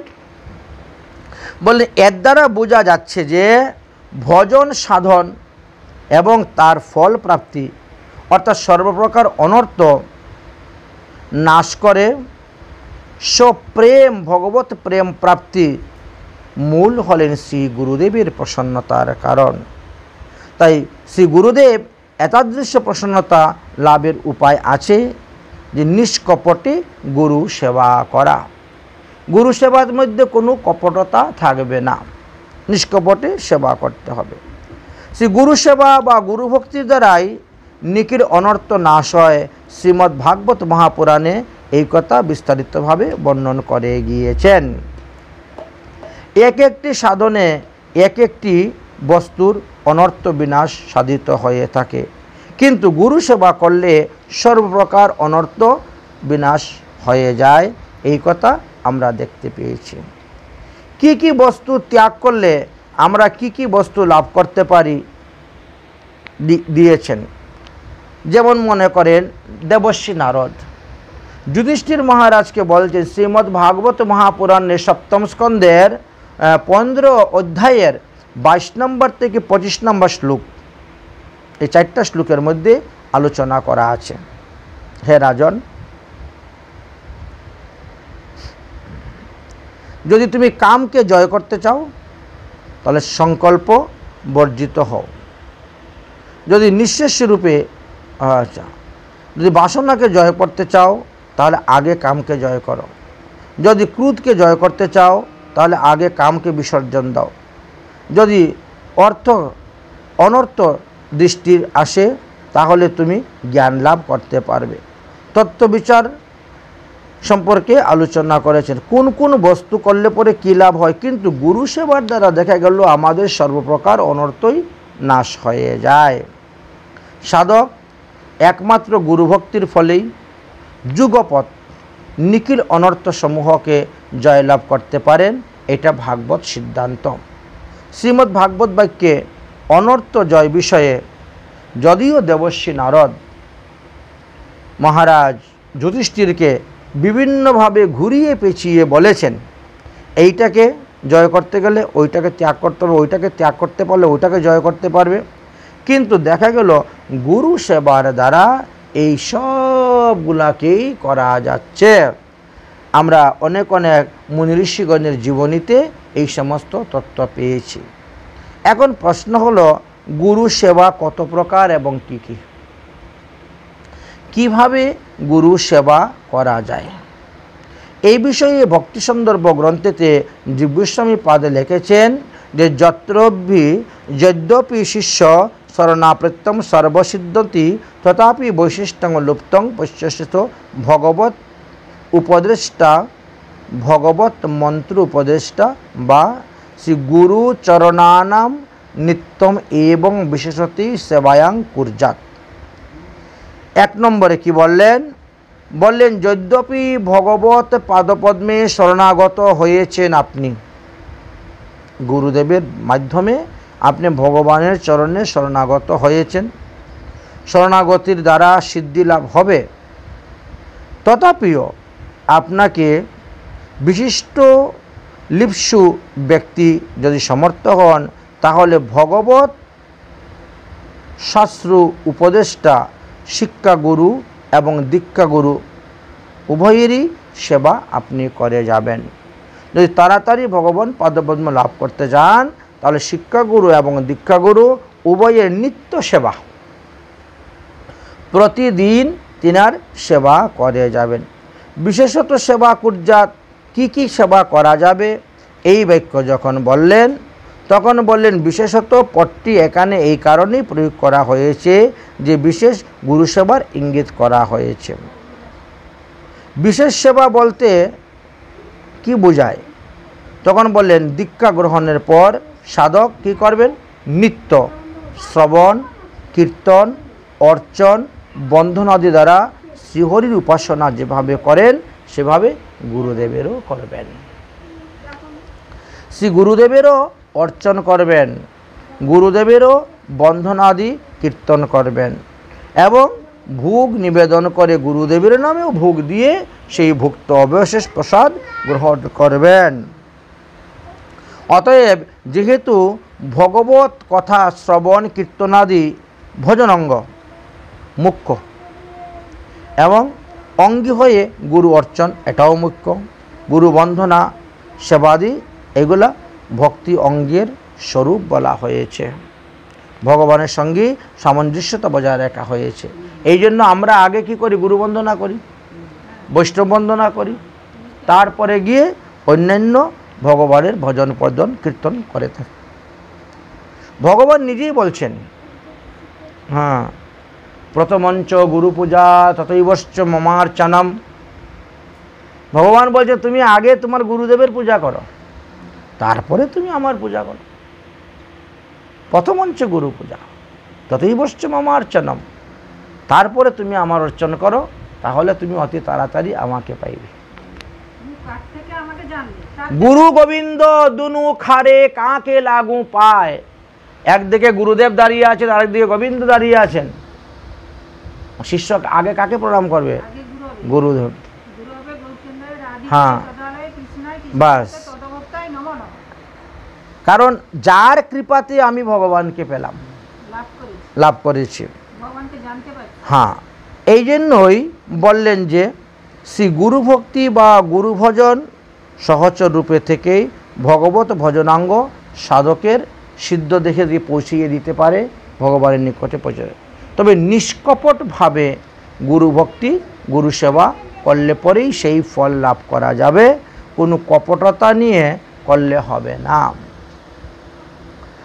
সাধন ভজন রাজ্যে এটাই নিয়ম নয়, বিশেষ বস্তু লাভ করতে গেলে বিশেষভাবেই গুরু সেবা করিতে হইবে, এই কথাই বললেন।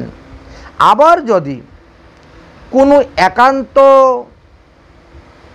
গুরু ভক্তি পরায়ণ বা গুরু সেবা নিষ্ঠ সাধক গুরুদেবের সেবার পরিচর্যাকে মুখ্য রেখে ভগবত শ্রবণ কীর্তনাদি ভজনাঙ্গ তার আনুষঙ্গিক রূপে অনুষ্ঠান করেন, তাকে বিশেষ গুরু সেবা বলা হয়েছে।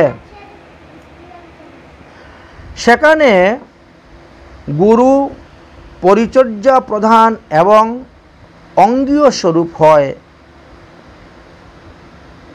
ভগবত শ্রবণ কীর্তন অঙ্গরূপে হয়ে থাকে। এইরূপে বিশেষ গুরুসেবা বৈশিষ্ট্য সাধককে শ্রীমৎ জীব গোস্বামী পাদ বলছেন যে বিশিষ্টা লিপ্সু বলা হয়েছে। মানে গুরু সেবাই হলো তিনার জীবনের মুখ্য অঙ্গ। গুরু সেবা করার পরে তিনি যখন সময় পাবেন তখন শ্রবণ কীর্তন আদি করতে যান, মালা জপ করতে যান। এইভাবে ঐকান্তিক গুরু সেবা নৈশিষ্ট সাধকের প্রতি ভগবানের আরও বেশি কৃপা হয়ে যায়। নিজ সেবা অপেক্ষাও অধিক সুখ পান ভগবান। সে আমার ভক্তের সেবা করে দিচ্ছে, তাই সামুদ্রিক করুণা শক্তি বর্ষণ করে থাকেন ভগবান। এই কথা পদ্মপুরাণেও স্বীকার করে গিয়েছেন। পদ্মপুরাণে বলছেন, ভক্তির যথা হরৌ মেহন্তি তদ বরিষ্ঠা গুরু যদি মাহাত্তি তেন সত্যেন সন্দম দর্শয় মে হরি। অর্থাৎ শ্রীহরিতে আমার যেই রূপে ভক্তি আছে তার থেকে যদি বেশি গুরুদেবেতে ভক্তি উৎপন্ন হয় তবে সে সত্য সত্যই তিনি আমার দর্শন লাভ করবেন। ভগবান বললেন আমার প্রতি তার যতটা ভক্তি আছে তার থেকে বেশি যদি গুরুদেবের প্রতি ভক্তি হয় তাহলে সে আমার দর্শন পাইবেই পাইবে। কেন? বলে শ্রীগুরু তুষ্ট হলে শ্রীহরি স্বভাবতই তুষ্ট হয়ে যান, এতে আর অপেক্ষা থাকে না। এই জন্য বামন পুরাণে একটা কথা বর্ণন করে গিয়েছেন, বলতে যু মন্ত্র সো গুরু সাক্ষাৎ, যো গুরু সে হরি স্বয়ং, গুরুর সহ্য ভবেতে তুষ্টম তস্মাৎ তুষ্ট হরি স্বয়ং। অর্থাৎ যা মন্ত্র তাই গুরু রূপে আছেন সাক্ষাৎ। আমরা যে গুরুবীর জপ করি, গুরু গায়ত্রী জপ করি, যাহা মন্ত্র তাহাই গুরু সাক্ষাৎ, এবং যিনি গুরু তিনি হরি স্বয়ং। যার প্রতি গুরুদেব তুষ্ট হন স্বয়ং হরি তার প্রতি সর্বদাই তুষ্ট থাকেন। শ্রী গুরুদেব তুষ্ট থাকলে কোনো বিঘ্ন বা বাধা আমাদেরকে কোনো কিছু করতে পারে না। এখন বলছেন যে গুরুদেবের যে সেবা করবেন সেই সেবা কত প্রকার এবং কি কি, কত প্রকার এবং কি কি ভাবে গুরু সেবা করা যাবে। এতাদৃশ্য মহামহিমায় গুরু সেবা সাধকের বিশেষ সাবধানতার সহিত অবলম্বন করিতে হইবে। গুরু সেবাটা করতে হবে খুব সাবধানের সহিত, যাতে কোনো অপরাধ উৎপন্ন না হয়। শ্রীল নরোত্তম দাস ঠাকুর মহাশয় বললেন, শ্রী গুরু চরণ পদ্ম কেবল ভকতি সদ্ম, বন্দিময়ী সাবধান শনে। সাবধানের কথা বললেন, বন্দিময়ী সাবধান শনে। কোন রূপের যদি গুরুতত্ত্বের লঘু বুদ্ধি এসে যায় বা মনুষ্য বুদ্ধি জন্মে তাহলে গুরু অবজ্ঞা অপরাধ হয়ে গেল, গুরু অবজ্ঞা অপরাধ হয়ে গেল। এর অপরাধ যাদের জাত হইবে সেই সমস্ত সাধকরা গুরু সেবা করা সত্ত্বেও তারা ফল লাভ করতে পারবে না। একদিকে সেবা করে যাচ্ছে আরেকদিকে অবজ্ঞা করে যাচ্ছে, কোনো লাভ হবে না। হ্যাঁ, কোনো লাভ হবে না। অবজ্ঞা থেকে আচ্ছা বঞ্চিত করে দেন। সাধারণত ভাবে দেখা গেল শ্রী গুরুর বাক্য কখনো লঙ্ঘন করিবেন না। গুরুদেব যেটা আদেশ করবেন সেটা শ্রদ্ধার সহিত ভক্তির সহিত নিষ্ঠার সহিত পালন করবেন। এক নম্বর। 2 নম্বর, শ্রী গুরুদেবের পাদুকা বহন করে দিবেন, বস্ত্র দিবেন, স্নানের জল দিবেন, শয্যা তৈরি করে দিবেন, মশারি টাঙ্গিয়ে দিবেন। তা গুরুদেবের ব্যবহারই কোনো বস্তুই শিষ্যের লঙ্ঘন করা উচিত নয়। ছায়া পর্যন্ত লঙ্ঘন করা নিষিদ্ধ, এমনকি বস্ত্র, পাদুকা, স্নানের জল, শয্যাও লঙ্ঘন করা নিষিদ্ধ আছে। এগুলো সাবধানের সহিত সেবা করতে হয়। যথাতথা যেমন তেমন ভাবে শ্রী গুরুর নাম উচ্চারণ করিবেন না।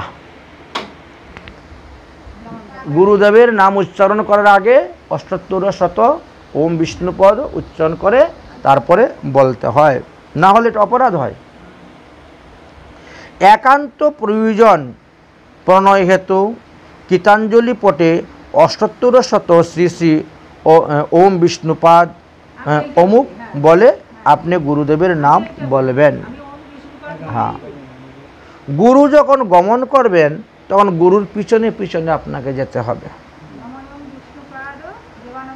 গুরুদেব যখন কোনো ভাষণ দিচ্ছেন তখন তুমি কোনো কথা বলো, তুমি শ্রবণ করে যাবে, বুঝছো নি?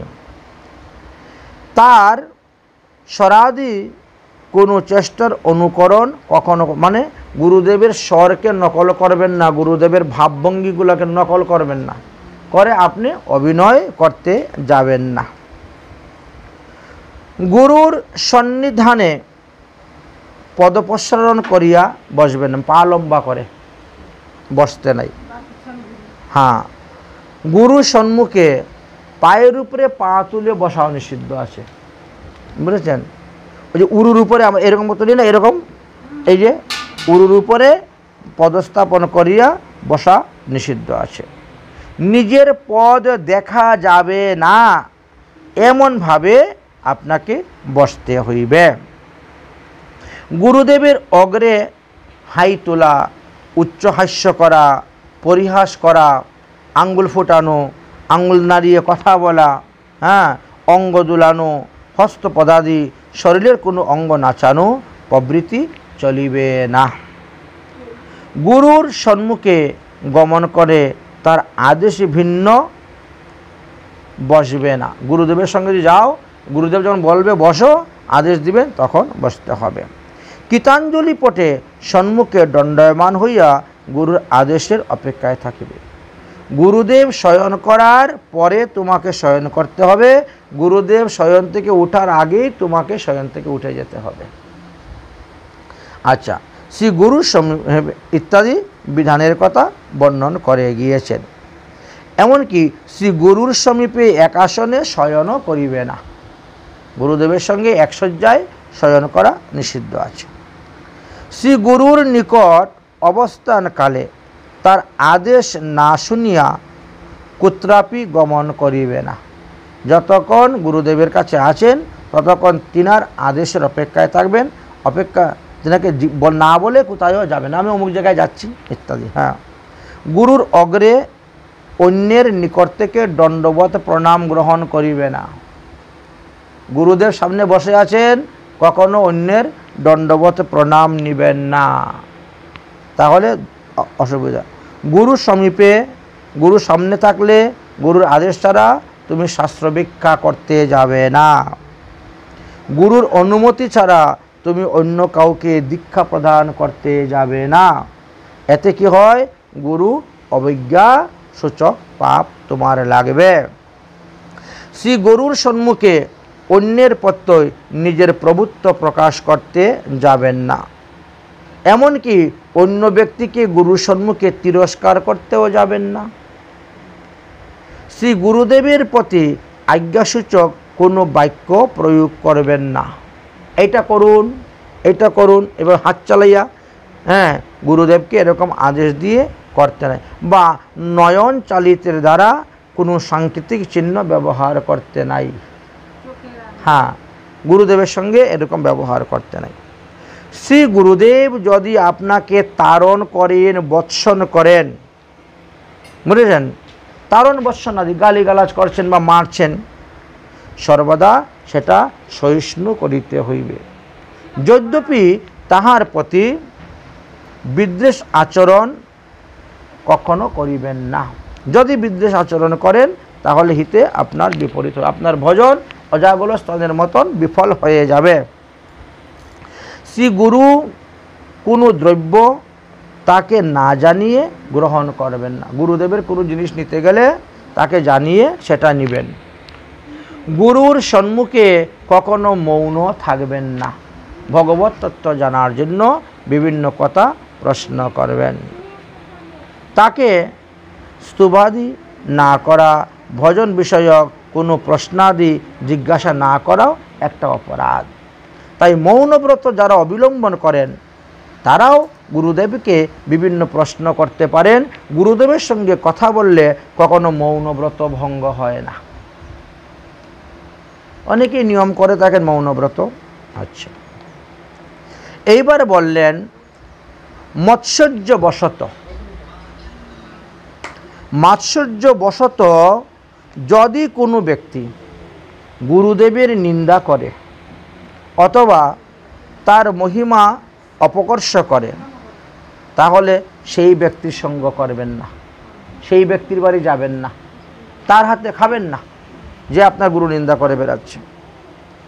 দৈবাৎ যদি ওই গুরু নিন্দা আপনি কর্ণে শ্রবণ করেন, সঙ্গে সঙ্গে কানের মধ্যে হাত দিয়ে কান দুইটাকে বন্ধ করে হরিস্মরণ করে সেই স্থান পরিত্যাগ করবেন, আর সেখানে যাবেন না। গুরু নিন্দকের সঙ্গ করা নিষিদ্ধ, গুরু নিন্দকের সঙ্গে বাস করা নিষিদ্ধ। এমনকি যে ব্যক্তি গুরু নিন্দক তার মুখ দর্শন করাও শাস্ত্রে নিষেধ করে গিয়েছেন। শ্রী গুরুদেব আগমন করতে দেখলে তা অগ্রবর্তী হইয়া সাষ্টাঙ্গে দণ্ডবৎ প্রণাম করিবে। তিনি গমন করিলে তাহার পশ্চাৎ পশ্চাৎ অনুগমন হইবে। শ্রী গুরুদেবের পাদপ্রক্ষালন করতে পারেন। গুরুদেবের স্নানীয় জল স্বয়ং আরোহণ করে নিয়ে আসবে, এনে গুরুদেবকে পা ধুইয়ে দিবে এবং স্নান করিয়ে দিবে। শ্রী গুরুদেবের অঙ্গ মার্জন করে দিবে, অঙ্গমর্দন মার্জন করে দিবেন, স্নান করে দিবেন, চন্দন দিবেন, তিলক দিতে পারেন, অনুরূপ দিতে পারেন, ধৌত বস্ত্র পরিধান করাইতে পারেন, পাদ সম্ভাষণ হাত পা টিপে দিবেন, এগুলি করতে পারেন। শ্রী গুরুদেবের গৃহে গিয়ে আপনিও স্বয়ং ঘর লেপা পোছা ঝাড়ু দেওয়া, বাসনপত্র মাজা ঘষা, কাপড় চোপড় ধুয়ে দেওয়া, এইগুলা কাজ করা শিষ্যের কর্তব্য। শ্রী গুরুদেবকে নিবেদন করেন, ভগবত প্রসাদ গুরুদেবকে নিবেদন করবেন, আর তারপরে সেই গুরুর অদরামৃত তুমি গ্রহণ করিবে। সর্বদাই সরল, সর্বদাই সরল প্রীতিময় ভাবে স্নিগ্ধতা করণে কায় মন বাক্যে সিংহ দেহ, সিংহ গেহ, সিংহ ধন, সিংহ প্রাণ সততই গুরুদেবের সন্তুষ্টির জন্য বিধান করিবে।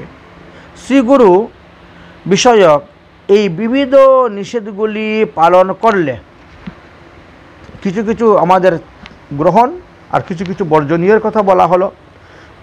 এইগুলি যদি যারা নিষ্ঠার সহিত পালন করেন, সাধক ব্যক্তি অচিরায় গুরু সেবার চরম ফল লাভ করেন, অর্থাৎ ভগবত প্রেম ভক্তি লাভ করিয়া অতি সত্বর তাড়াতাড়ি তারা ভগবানকে লাভ করিতে পারেন।